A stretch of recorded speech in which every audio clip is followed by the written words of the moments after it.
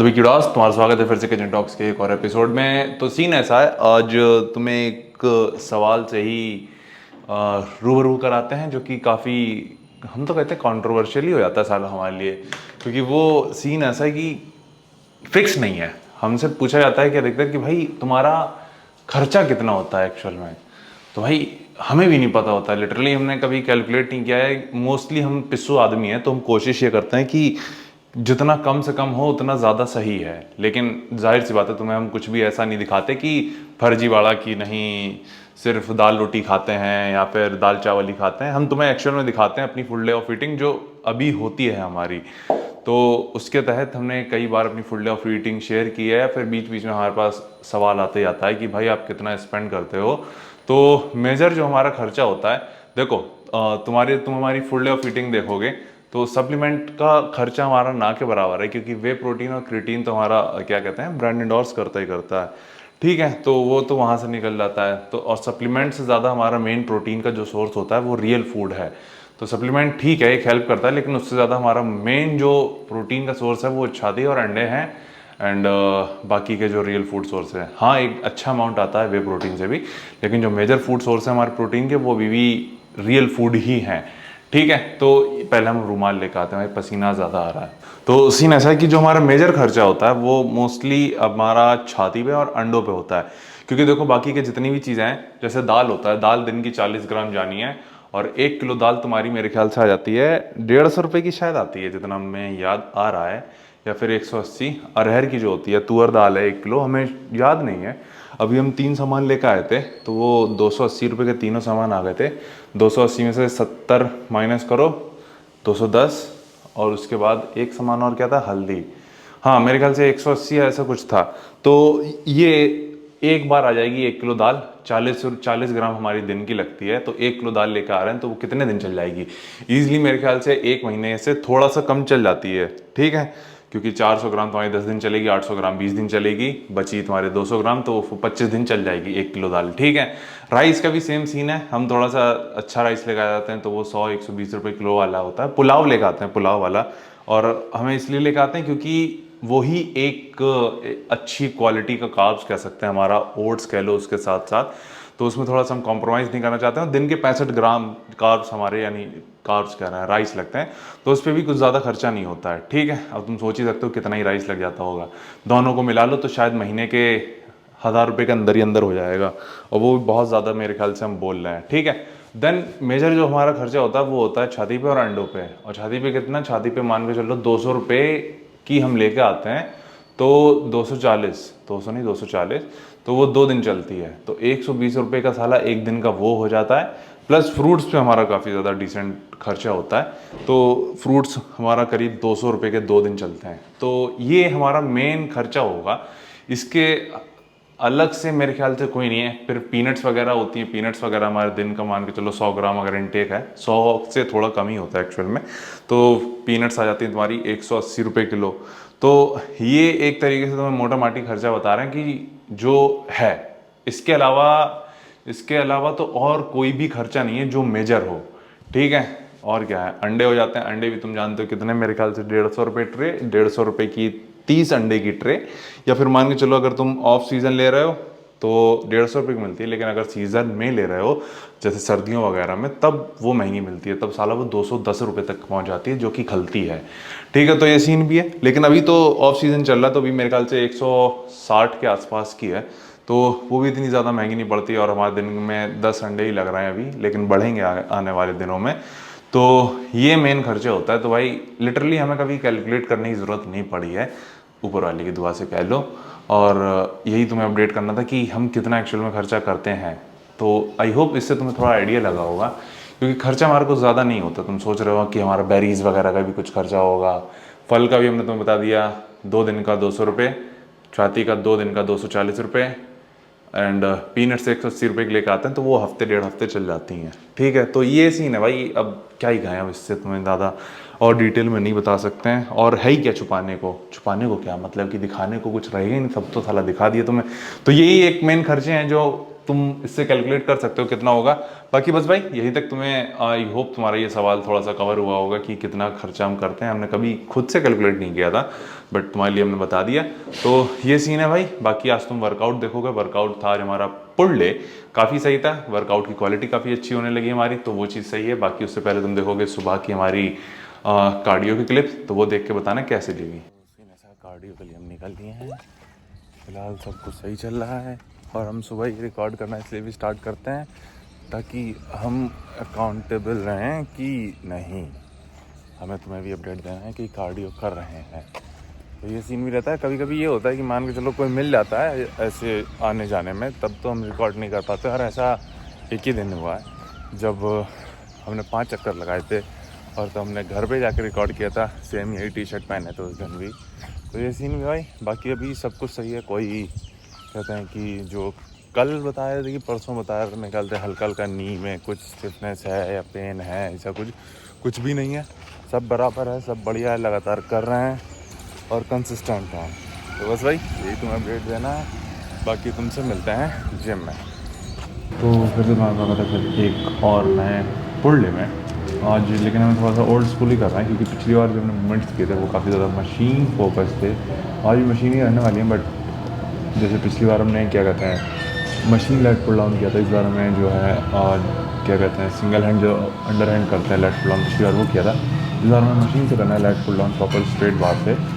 Second हमें करना है बारबेल रोज, जो पिछली बार हमने स्किप किया था। पिछली बार रोज़ हमने सिर्फ सीटेड मशीन रोज किया था, तो इस बार वो भी करना है। दैन आर्म्स, रियर डेल्ट और ट्रैप्स, ये मसल्स आज हमें ट्रेन करने फिलहाल के लिए, तो तुम वो बाहर दे दोगे। मशीन भी सारी खाली हैं। तो सबसे पहले मूवमेंट करने वाला है वो है लेग पुल डाउन। लेकिन स्ट्रेट बार इसमें यूज़ करेंगे, आज न्यूट्रल ग्रिप यूज़ नहीं करेंगे। पिछली बार ओवर हैंड हमने एक तरीके से यूज़ कर लिया है और पिछली बार मेरे ख्याल में न्यूट्रल ग्रिप न्यूट्रल कर रहे हैं, ओवर हैंड या फिर इस तरीके से स्ट्रेट बार पे नहीं किया था, तो वो करेंगे।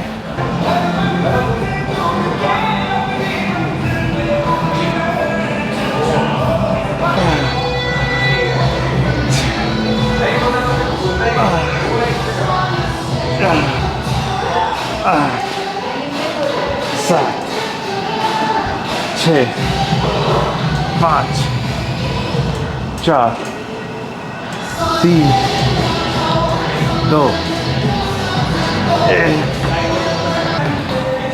तो ये तो सीन है कि रैप्स यूज़ करना है, स्पेशली आखिरी के सेट में यूज़ करेंगे। पहले 2 सेट में नहीं यूज़ किया था, बाकी के सेट्स में यूज़ कर रहे हैं ताकि थोड़ा सा अच्छे से लैट्स पे इंगेज कर पाएँ। वरना हेलो अगर हम उस पर सीधे वैसे करते हैं और थोड़ा सा भी हैवी वेट है तो हमें फोरआर्म्स और आर्म्स कह लो शॉर्ट टोटल वो काफ़ी ज़्यादा इंगेज होने लगते हैं। हालांकि ग्रिप अभी भी हम एक तरीके से थब भी ऊपर ही करके कर रहे हैं।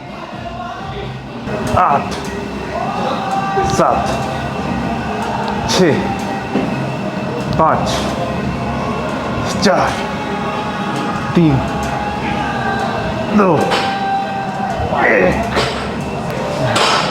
ओके भाई, तो सीन ऐसा है कि डाउन आउट ही मशीन खाली नहीं है। तो क्या कहते हैं बारबेल रोज करने के लिए वहाँ पे कोई स्क्वाट्स कर रहा है और स्मिथ मशीन पे कोई बेंच प्रेस कर रहा है, तो वहाँ पर कोई ऑप्शन बचा नहीं ज़्यादा अच्छा। तो इंक्लाइन बेंच डंबल रोज़ ही करेंगे, इसमें थोड़ा सा हैवी आने की कोशिश करेंगे अगर जा पाते हैं तो।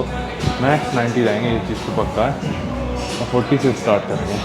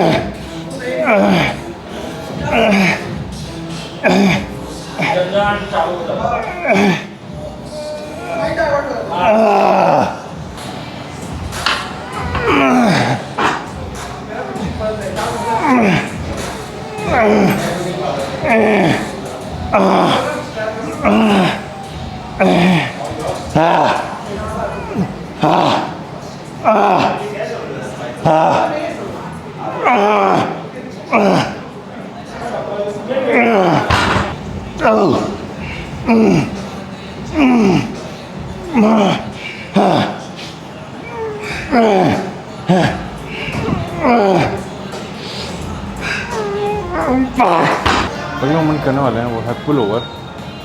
कन्फ्यूज हो रहे हैं कि ये वाली रब मतलब कि अटैचमेंट है कि एक स्ट्रेट बार वाला जो आता है गोल गोल वो वाला। अबे लगेगा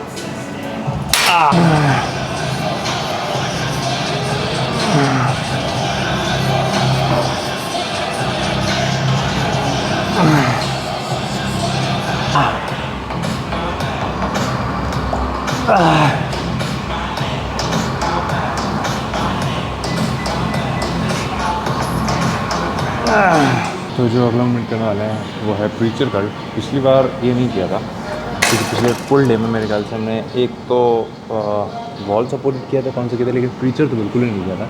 तो इस बार प्रीचर से स्टार्ट करेंगे, देन इसके बाद फोरआर्म्स ही ट्रेन करेंगे डायरेक्ट, क्योंकि फोरआर्म्स इस वीक मेरे ख्याल में ट्रेन नहीं किया।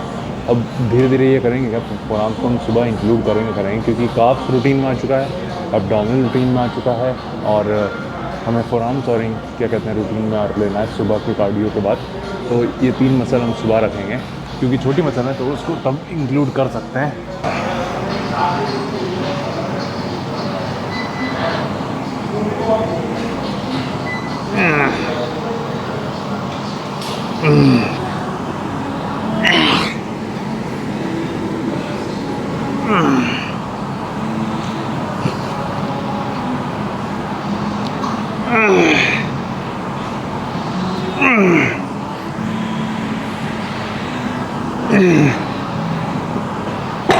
ओके भाई, तो उम्मीद है दिख ही रहा होगा तुम्हें। तो अगला मूवमेंट करने वाला है वो है फोरआर्म्स रोल कह लो या कर्ल कह लो। कर्ल तो नहीं कहेंगे, कल तो रोल ही कहेंगे इसको, लेकिन इसमें थोड़ा सा हैवी जाएंगे और 4 सेट करना है। और फोरआर्म्स से 2 मूवमेंट रखेंगे, क्योंकि एक रिवर्स भी रखना है हमें, रिवर्स कर्ल, और दूसरा ये।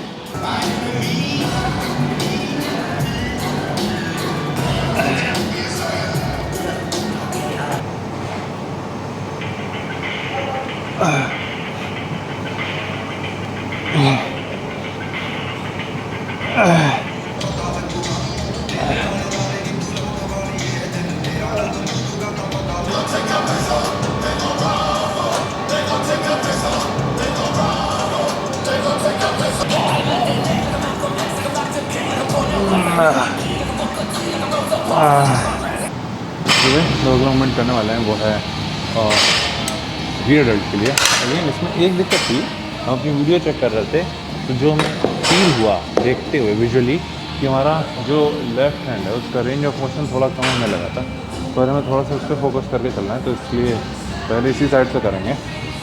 हमें ये फील हो रहा था कि इसका रेंज ऑफ मोशन यहीं तक है, बल्कि होना यहाँ तक चाहिए था, क्योंकि राइट वाले का काफ़ी ज़्यादा था।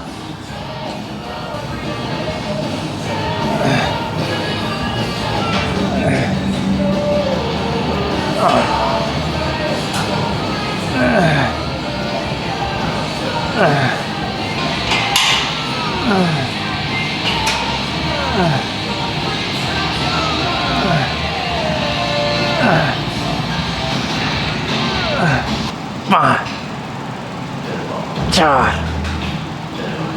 3, 2, 1।